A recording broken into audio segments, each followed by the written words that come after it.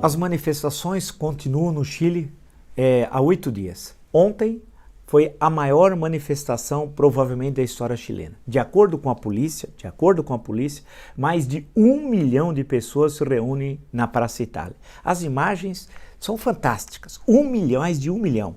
É a oposição frente ao governo neoliberal trágico de Sebastião Pinheira e medidas no campo da saúde, da educação, da moradia, dos transportes, né?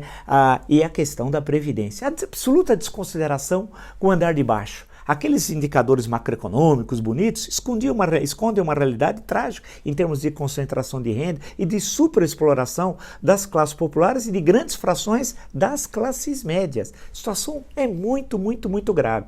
No campo da educação, tudo privatizado, tem alunos que são obrigados a pegar, na universidade, dinheiro emprestado em banco para pagar a matrícula, né? No campo da saúde, privatização, lá não tem farmácia popular, lá não tem um sistema como nós temos na proporção do SUS, nada disso. O preço da moradia é que dispara, o custo de vida é muito alto para os mais pobres, né? E a questão dos transportes, que nós vimos, que tudo começa com a questão dos 30 P's do metrô, mas é muito maior que isso, é uma questão estrutural, e a questão da Previdência. E aí é interessante a relação com o Brasil. Vocês se recordam que na Comissão Especial da Câmara dos Deputados sempre era falar da questão do Chile e colocar da gravidade da questão da capitalização, que o Paulo Guedes queria impor à força a capitalização, que a Câmara dos Deputados derrubou e que a PEC paralela do Senado ameaçou colocar. Eu acho que agora, depois do que está acontecendo no Chile, mais de 1 milhão de pessoas estavam nas ruas, a maior manifestação da história. Acho que aqui o Senado e o senador Tasso Gereissati não vai ter a coragem de fazer esse ato vergonhoso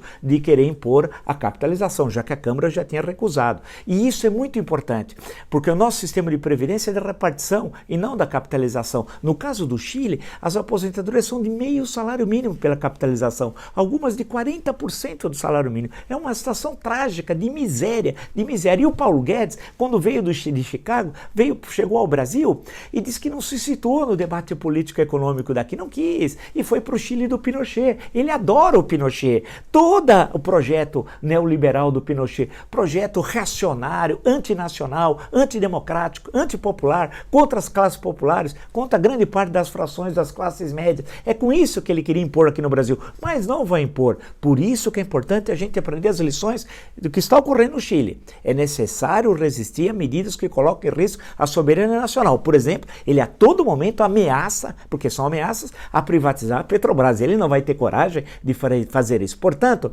vamos atentar ao que eu sempre digo: Paulo Guedes é um falastrão, não conhece nada de economia, não tem sequer um livro publicado, e o perigo.